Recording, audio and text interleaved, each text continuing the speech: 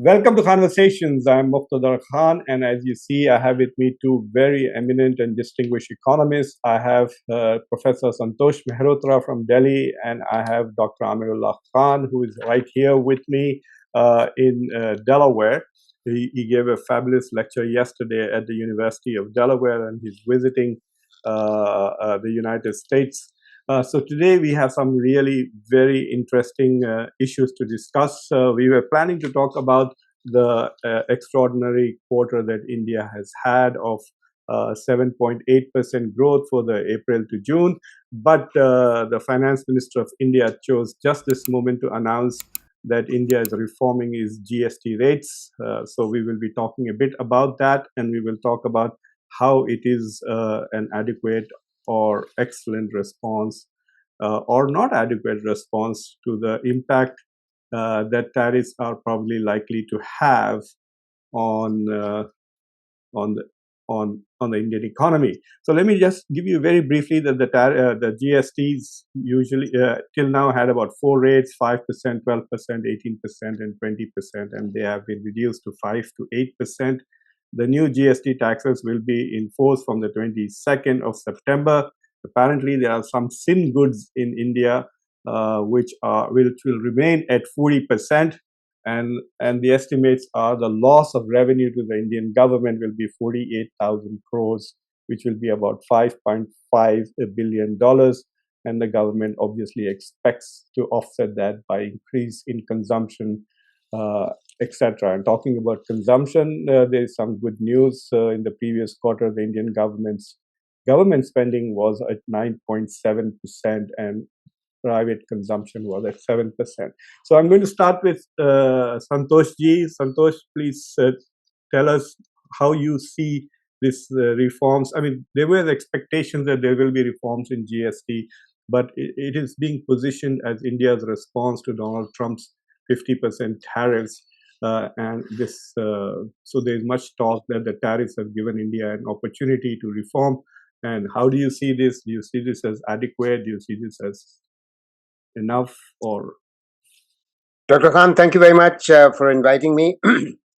I don't see these as a response to the Trump tariffs. I think this is a response essentially to the relatively poor performance of the economy in the last 11 years and the tepid demand in the domestic market. So the point is that 8 years ago, when this GST was implemented on the 1st of July of 2017, it was designed poorly and implemented badly. Let me explain what I mean by designed poorly. Unlike what you said, forgive me for sort of slightly correcting you, there are at least 5 rates in place officially. And in fact, so there is a rate higher than 40. That's the official, those are the official rates: 5, 12, 18, 28, and 40 plus on a variety of. The important point that most people, even within our country, don't know and don't understand is that there are actually 45 rates in place. 45 rates on different products and services. Now, that is confusion worse confounded. Now, GST has been implemented in a large number of large economies, especially federal economies, where if states are large, then they tend to have VAT rates, value-added tax rates, which tend to vary from each other, and that prevents a unified market from emerging. And what the goods and services tax did was to subsumed within it 8 years ago, when it was implemented, 17 central and state government taxes. Very good thing. It created a national market and uniform rates for the same goods. Trouble is, you created, as I just said, officially 5 rates, and in fact, unofficially, there are 45 rates. So in other words, the result was that it was poorly designed, poorly prepared for, because there were the computer software was not ready for it, and there was, in fact, 2 years ago, there was Amir will recall, because he lives in Hyderabad, Amir will recall that Infosys, which is one of the India's largest software companies, which was assigned the task of actually preparing the computer software for implementing the GST, and the government were at loggerheads because Infosys was complaining that they weren't given enough time to actually test out with users how that computer program was going to work. Anyway, bottom line, too many rates, badly designed, poorly implemented, and now finally the government realized that this had to be done, and so its back was against the wall. Consumption demand was falling, and that's the reason why they have had to do this. Long and short of it. Amir, one of my questions to you is that because of these rates, we know, you and I both know somebody who sells oil. Yeah. And he told me that he exports it only to the US because he just doesn't like to deal with GST and the complications of the GST, etc. So was this complicated GST system that Santoshji was talking about, was that also suppressing manufacturing in India, besides also suppressing consumer demand? And how do you see these reforms? Do you see them as positive, as giving a boost to the economy, especially domestic consumption? Yeah, Muqtedar, one reason for this issue getting raised on manufacturing. I mean, you may want to speak a little louder. Okay. Come closer, please. Yeah. So is that okay, Santosh? Can you hear me? Yes. So I was saying that GST in its conception, in its rollout, would have ideally helped the manufacturing sector. That was the whole story about that. We are going to ease things for manufacturing by making a unified tax rate across states. The reason it didn't work out that way exactly, I mean, it did help. It did bring about a simplification. But the reason it didn't go the full way is because of this complex nature of the MSME sector, the small and medium sector in India, which is responsible for most manufacturing and most exports. In the tiny sector, which ideally should have been exempted, there was a double whammy: one, a tax rate, and secondly, a very complicated system of tax returns, and that caused enormous increase in transaction costs. And that's why some preferred the export route, because exports are GST exempt. But within the MSME sector, you see, what one should realize is that much of the small sector is competing with very large organizations, and therefore the only way in which only way it can compete is because of the tax arbitrage. And given 5 or 6% margins at the best, take small auto parts, etc. The margins are very small. In that, a tax system that takes away 12 or 18% and has enormous problems, like Professor Mehrotra said, in terms of the GST network, where it takes forever to get refunds. The cash flows become really detrimental to business, and that's what we saw. The near collapse of the MSME sector, for various reasons, was also compounded by this very harsh GST regime that came to a sector that was just not ready and was not equipped and did not have the wherewithal to submit those complicated monthly and quarterly returns across states, multiple returns. Therefore, even from within the GST system, there has been a demand continuously that the GST returns system and the GST network that Professor Mehrotra talked about comes to a certain stage where it can work seamlessly and work quickly. Otherwise, this sector is going to continue to slide down. And it's an important sector, 60% of India's exports. But if you look at the quarter results, there seems to be a growth in manufacturing. There was a 7% rate at which the manufacturing was growing. but my question is the timing, just the timing is about to project it as a response to the tariffs, or is it really going to offset? I mean, there's an overestimation of how much really India exports to the US. It's $87 billion, but two sectors are not affected, like iPhones and pharmaceuticals are not yet affected. Yeah. So what is affected is roughly $50 billion. And so there is a loss of potentially $30 billion worth of exports to the US. So is there any chance that there will be $30 billion of additional consumption domestically? Or is this, I mean, to look at it broadly, any simplification of taxation is, broadly speaking, an incentive to the industry, right? Any Yeah. simplification of taxation plus accompanied by reduction in some taxes.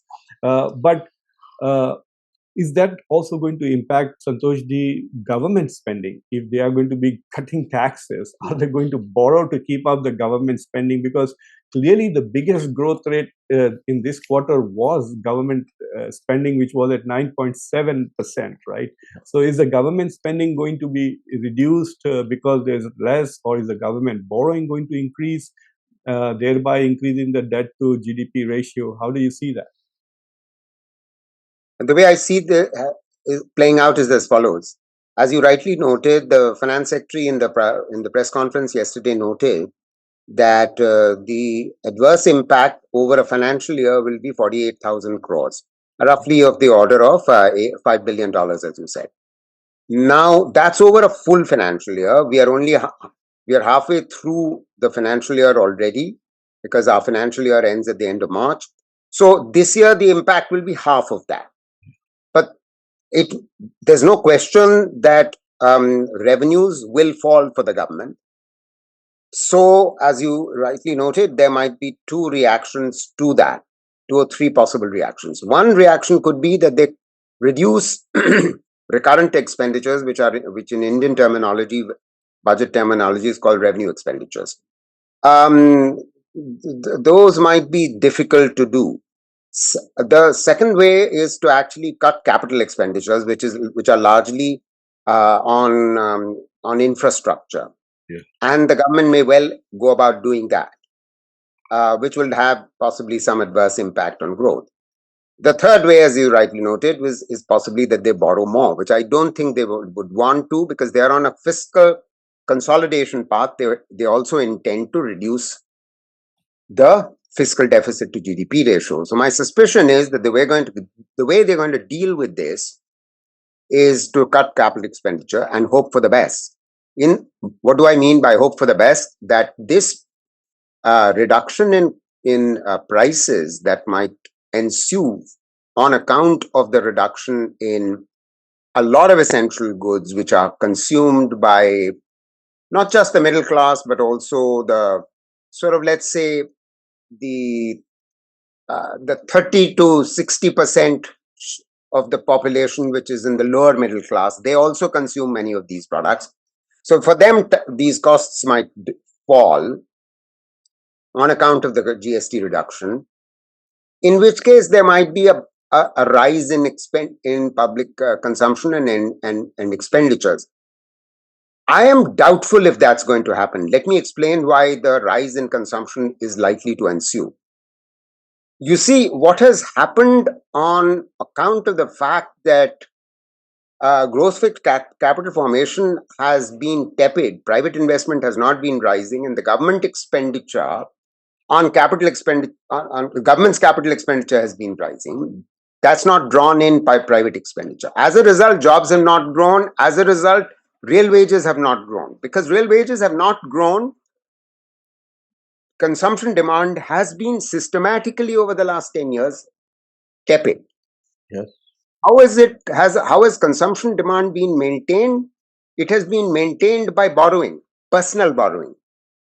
Now, the interesting thing is that there's been some increase by the middle class of borrowing for personal loans for maintaining consumption from banks. But for the vast majority, they feel fearful about borrowing from the banks. They hold assets of gold. So what they've done is actually taken out gold loans for purposes of maintaining consumption. So what you see, gold is a form of household asset. It's a form of saving. So what you're seeing is that household savings have been declining because incomes are not rising, and they've actually mortgaged. They've taken on households have taken on liabilities by taking on a loan against their gold, which they've mortgaged. Fortunately for the households, what has happened is that gold prices have risen. I can explain the reasons why gold prices have risen, but I won't go into that for shortage of time. And they are now actually foregoing their loans. So they're saying, "Oh, the prices of our gold have risen." So they say, "We'll forsake our ownership of the gold, but at least you know our loans should be written off by the lender." This is what is happening. So banks have also given gold loans, by the way. Private persons have also, money lenders have given, but the banks have also given gold. So the banks will actually write off their gold loans. So this is the modality that households have had to adopt in a situation where jobs are not growing and real wages are not growing. So this is the situation. If this is the overall situation of relative distress, Dr. Khan, I do not expect a rise in consumption expenditure just because costs have fallen. What they might deleverage a little bit, but that's about it. And I'm just one last point. Just one last. Again, I want to emphasize that this is not a response to Trump tariffs. It has everything to do with the economic context I've outlined, and the trigger has come from the forthcoming Bihar elections. True, Professor Mehrotra, and I just wanted to emphasize that. Firstly, this was touted as the big Diwali gift. Now, if it's a big Diwali gift, then this tinkering, and I was looking at the entire schedule of that really complicated schedule, where we went back to those good old days. You remember in the 70s and 80s, you'd have this long list of exim goods, which you changed a percentage here and a percentage there, and you have this complicated thing where something's gone from 12 to 5, something's gone from 5 to 12, and it's perplexing. And if you see the entire impact, what's 48,000 crores? 48,000 crore, if that's the revenue impact, 48,000 crores is 1/3 of the monthly GST revenue. You're looking at 1.5 lakh crores of GST revenue last month. And if it is 50,000 crores that's going to happen over the year, then there's going to be no change. So really, the way in which it has been tinkered, there doesn't appear to be any seriousness. What worries me is that we were looking at a GST rejig in terms of simplifying it. So one would have expected 3 bands. Here as you rightly said, we are looking at 45, but ostensibly also we are looking at 5 different. There is this new 40% tax, and there are some very startling things that have gone to that 40%. What is interesting is that if sin goods were the argument, and that's what Muqtedar just said, then BD leaves the GST has actually come down. And what is it that we are encouraging? Sugar-based drinks. The GST has been reduced. So so this tinkering is, as you rightly said, this seems to be something that is being done either to deflect attention from the tariff issue or to raise one thing that we are doing something for Bihar elections. Effectively, 48,000 crore of revenue loss means absolutely nothing. Effectively, we have made it even more complicated by getting into this 5 rate thing. We've got several goods now at 40%, and what can anyone do at a 40% rate? So it's going to be complicated. And will this increase demand? Again, if you look at that list carefully, yes, there might be a slight increase in demand in motorcycles, in air conditioners, where there has been a very big decline, and that's what has worried the government. But really, that kind of increase in those goods, does it really matter when real wages are at best stable? So to me, this sounds very depressing. One, that Yes. it is not going to increase wages. It's on because wages are not going to go up. We can't expect consumption to go up. Yeah. And as far as the consumption as it exists today, the private spender has already leveraged their last and most important asset, which is gold. Yeah. So all of this has happened, and from this, I didn't realize that 48,000 crore. See, my brain doesn't work in this crores thing. So No, 5 billion. 5 billion Yeah. is not much. I can understand that really. Yeah. You know, on a daily basis, I think Elon Musk gains or loses much more than that $5 billion. So if the $5 billion is not significant, then I'm sorry to say that this is just, there's a Hindi word called thuk polish. This is just a superficial adjustment because the Bihar elections are going to be before we even get the next quarter's result. Yeah. So some people are going to buy this and assume that, okay, something massive and positive has been done to the economy before the results come out for the next quarter to say that, well, it hasn't had a huge impact. Really, is that what you expect? Like if we will do this show again in December, so do you think that there is going to be like a massive spike in something, either private consumption or manufacturing, right? Or new people entering manufacturing because now suddenly GST, like exports are discouraged, and GST is going to encourage people to get into manufacturing. Santoshji. My reaction to what you are hoping is the following, Doctor. It's that private investment has not reacted positively to many incentives that employers and corporates have received over the last 8 years. Let me give you a few examples. In the middle of 2019, the corporate income tax rate was cut sharply from 30% to 25%. So that gave a bonanza to corporates in the middle of 2019. Then in 2025, just now in the budget, other than the corporate income tax, they've reduced the personal income tax rate. So the threshold at which tax begins to be paid by personal income taxpayers is now 100,000 rupees, which is sort of something like, which is a very significant multiple of per capita income. Yeah. Okay. Okay. So that's now. Has that resulted in an increase in consumption demand? It doesn't seem so, and that's precisely what I was predicting then.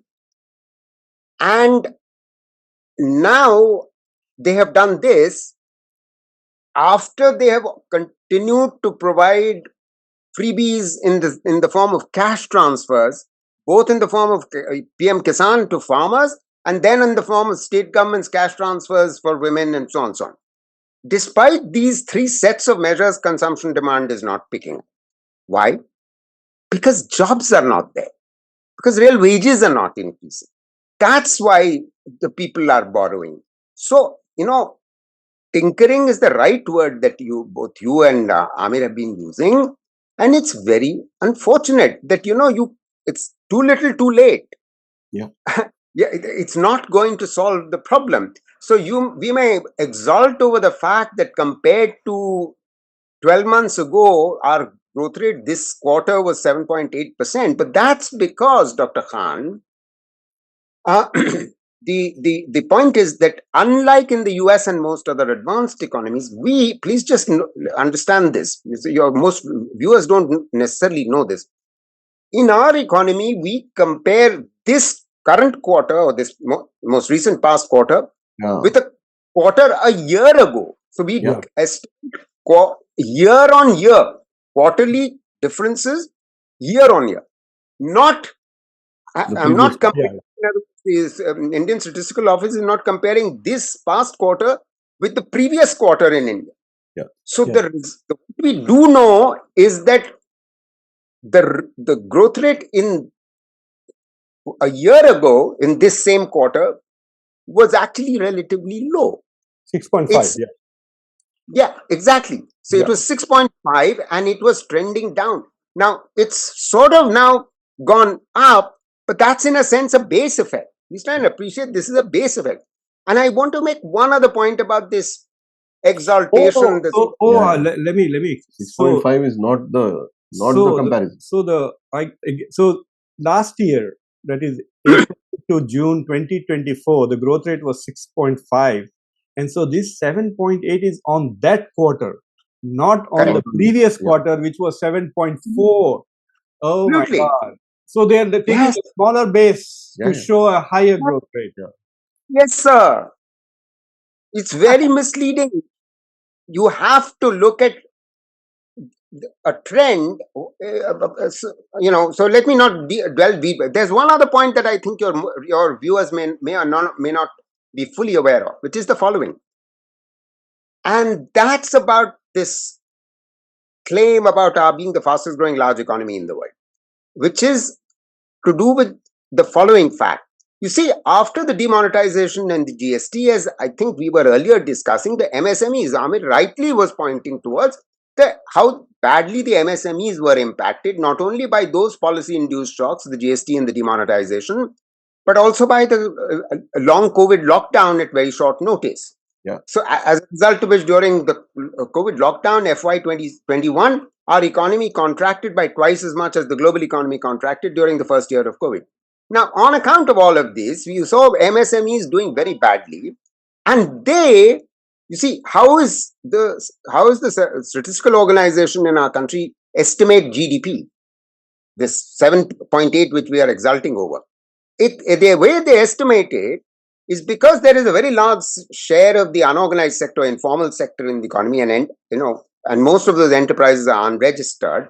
You actually use, let's say, for a textile sector, the organized segment growth in this quarter is projected against the is used to project for the unorganized sector growth as well. But you don't know what's happened to the unorganized sector for most of them, and we know that on a trend basis, since the demonetization, the unorganized sector has done badly. So this ratio between the unorganized and the organized that was prevailing for a long time until 2016, the demonetization and GST, that has been disturbed by this government over the last 8 years. So you are actually overestimating growth rates today. So Yeah. this fastest growing large economy is a myth, is itself a myth. Oh wow! Yes. I mean, Yeah. how do you react to that, Amir? And I also want to get a little bit of a sense that either the government is being very cynical and superficial, and this is just about the regional elections, and they want to show that they are doing something, or that there is some strategy behind this, right? And I can't figure out what that if there is a genuine long-term strategy of that these reductions in GSTs will achieve these goals. So, what are those goals?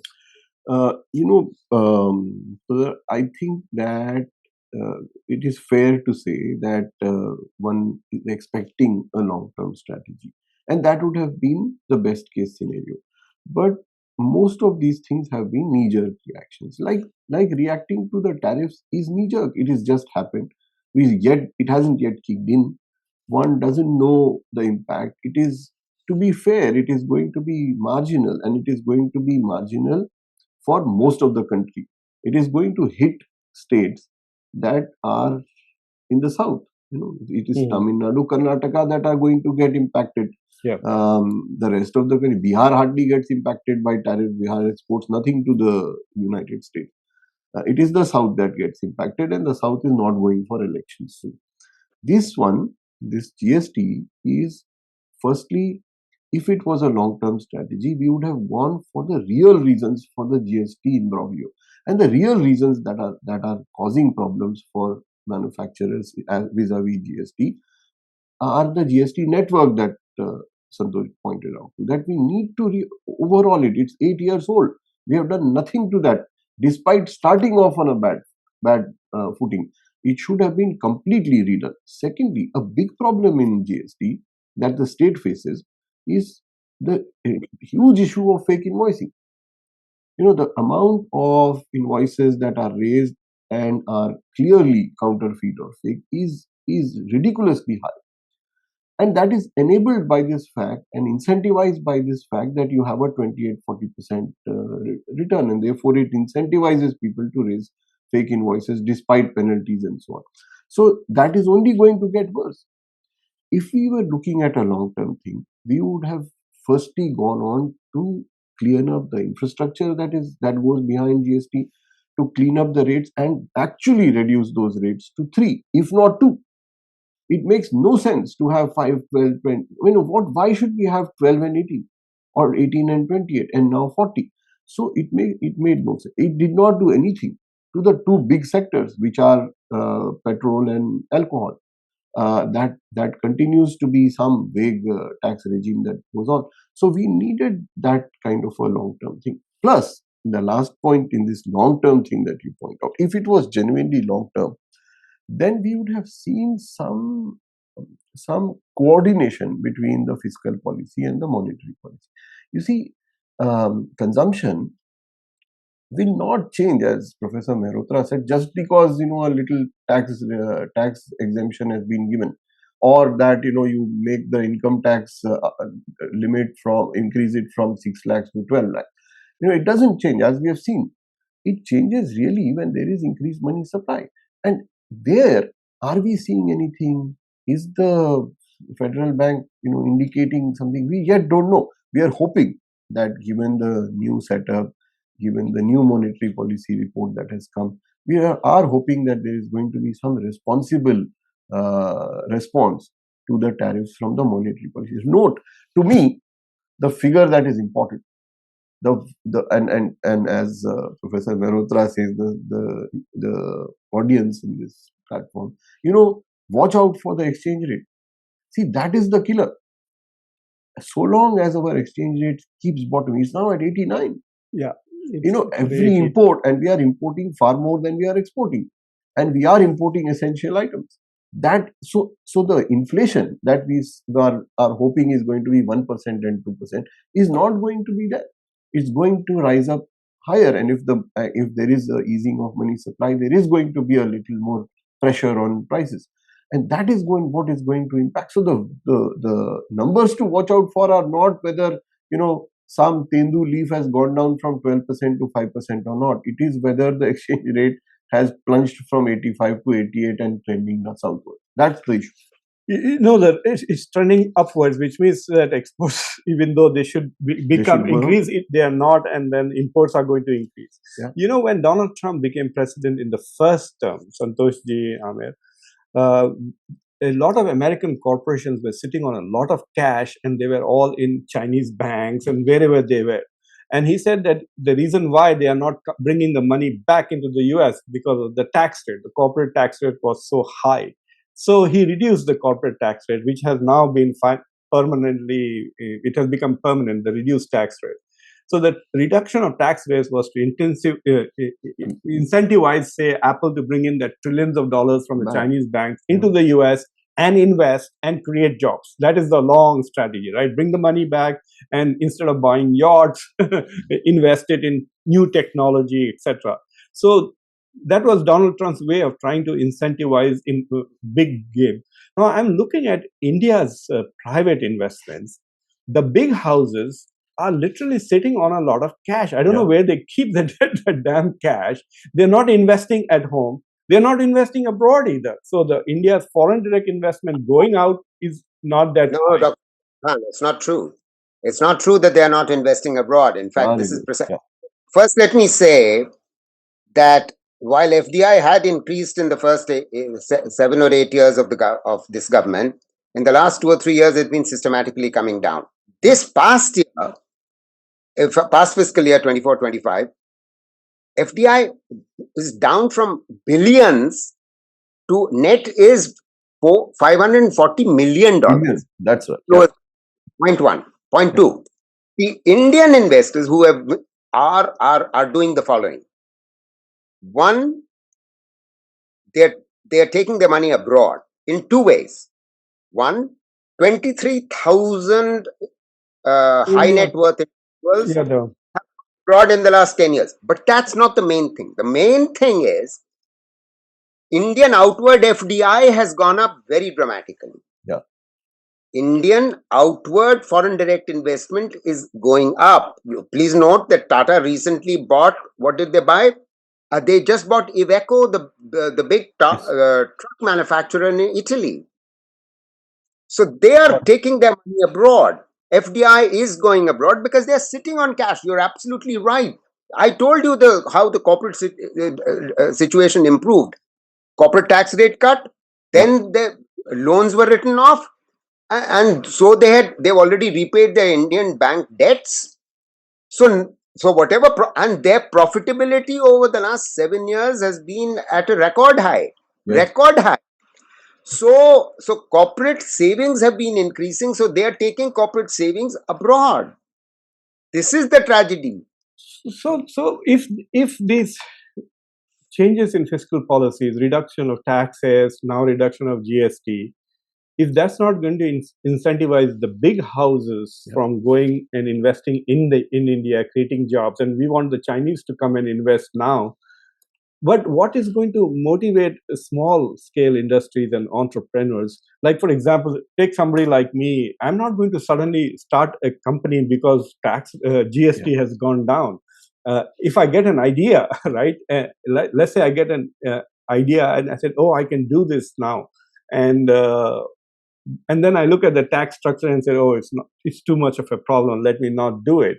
So I think that there is something missing in the economic planning, which is neither incentivizing growth of entrepreneurship and bringing in new people into the arena of manufacturing, and not even incentivizing the big corporations to invest at home. Yeah. You see, I mean, I go back to what Professor Mehrotra said. The real test is consumption. You will step in and invest when consumption goes up, when domestic consumption goes up, or when you are manufacturing for exports from India. Now, what is happening is that firstly, and what is important in what Professor Mehrotra pointed out is that investments by Indians in India have gone down despite the entire forecast that COVID will help global supply chains move to India. That never happened. Indian businessmen, and Tata's in Italy is one, but if you see the lower down, Indian businesses find it profitable to invest in Vietnam and Bangladesh. That's where they are investing. It's far. Amir, I'm sorry for interrupting. Forgive me, Dr. Khan. I have to leave now. Yeah. Forgive me. Thank you very much, Santosh Saab, for joining us and enlightening us as usual. But thank you very much. Thanks. So Santosh ji is in big demand today. Yes. He's on like non-stop on television. Yeah. So continue. So I was saying that that is where Indian investment is going, and that is what we must worry about. That okay, the foreign market is dormant. There are pressures. The President Trump does not want Americans investing, particularly not in India. And yes, that famous thing where he threatened Apple that it should not invest in India. Strange warning and strange advice. But he should know that even otherwise, investment is not happening in India. And it is not the tax rates at all. It is the entire season and entire system. Explain this to me. Yeah. There are two ways in which money is running out of India. One is people are actually leaving, high net worth. And there are two kinds of high net worth people who are just going to Dubai or Singapore. And so they are temporary. They are not giving up Indian citizenship. No. They're remaining as Indian citizens. They're just going there for low tax rates, etc. Where India is losing tax rates, and also maybe they're buying houses, so money is going on. But the other seems to be more troubling to me, that Indian businesses, big ones, who are making profits in India are investing abroad. So do they see Italy with a 2% growth rate as a more attractive market to invest than India with 7.8% growth? That is true. But we must point out another way in which money is going away from India. And this is despite the exchange rate. See, with the exchange rate plunging, it should have resulted more in exports. But what we are seeing is imports. So what is happening? This 7% or 8% growth, where do we see this growth? This growth is that good old 10%. the top 150 million people. The people who are the 1.2 billion people below that are not, their real wages are, the growth rate is zero. This 10% only imports. This percent buys clothes abroad, buys healthcare abroad, buys foreign machinery, buys foreign goods, holidays abroad, sends their children abroad. So that is the major way in which India's surplus household income is going away. That those who are spending abroad on everything. There is nothing that you will find the Indian rich spend in India. That's a significant number. See, anywhere in the world, and this goes back to what we were talking about recently, that anywhere in the world, it is when the elite buy into the growth story. That gambling on development. It's when the elite buy into the local growth story that you get money and you get confidence and you get a certain vibe that one must invest there. If you are American, if you are Italian, and if you find that I am all the time sitting in London and shopping or visiting Vienna, and my children are studying abroad and everything I buy is foreign, and my investment is in Vietnam, why would you invest in India? And that's the real problem, that the elite in India are not any longer investing or gambling on India's. Why? But because they're making money, so they see that there is profitable. Some of them, and if you see what is happening, and this is something that maybe is an item that people should look at. Indian journalists should have looked at that. Indian academics should look at that. That why is it that the Indian business is not investing in India despite 7.5% growth in manufacturing? The thing is that yes, obviously the manufacturing has gone up. Obviously profitability has gone up.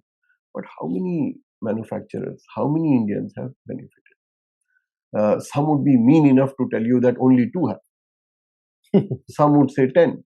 Yeah. But that is actually what is happening. If you look at the quarterly results, you will find that there are a handful of, and this is what happens in any system that becomes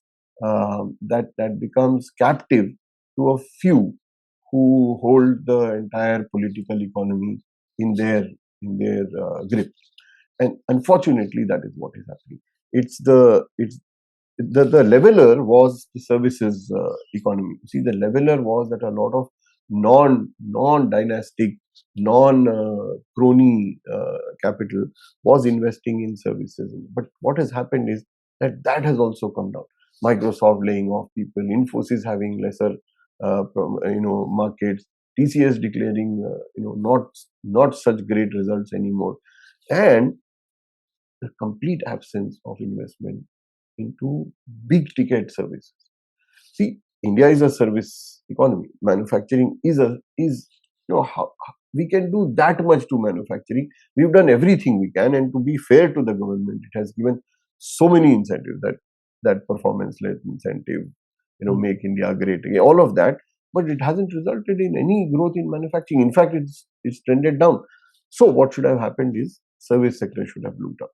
But service sector, what investment do we get in the service sector? Lower end software, not upper end banks. There is still no big bank in India that gets large foreign money. So the service sector is also not doing it. Well, one of the problems that is because the service sector is also protected in India with tariffs. No, and that's real. That's the real non-tariff barrier. That's the real reason. That's that those who want to get into this large sector. Yeah. See, look at India at the stage of development it is in. There is so much more demand. There is demand for housing, which means that there is a demand for banking. There is demand for healthcare, which means insurance. When I was graduating from business school, a good salary was 4,000 rupees a month. It was like, oh wow! I remember L&T giving me 60,000, and it was so great and stuff. And then one of our mutual friends was working at Standard Chartered, and when he told me it was more than double of what I was making at Larsen & Toubro, right? Yeah. So the foreign banks were paying well, but there were not enough. There aren't any. So let me ask you a very simple question, and this will be the kind of last question, but your answer probably. So 10% of the top India has been doing significantly well. They are benefiting, they are importing, etc. The 90% have not been doing well consistently. So why is there no anti-incumbency in India at all? Why are these 90% people voting the same people in again and again and again when their lives are not improving? Yeah. Now look at this. The 10% that do benefit, where do they live? They live in the West and the South. They are constantly voting. They are changing government. Right? Look at the 90% that is not getting benefit. That 90% is voting for anything other than the economy. Everything else. You see, the focus of the election, of the future in this entire north central belt is not the economy. There is no mention, there is no question. The entire discourse, the entire narrative is about war, is about minorities, is about migration. Imagine in a situation today where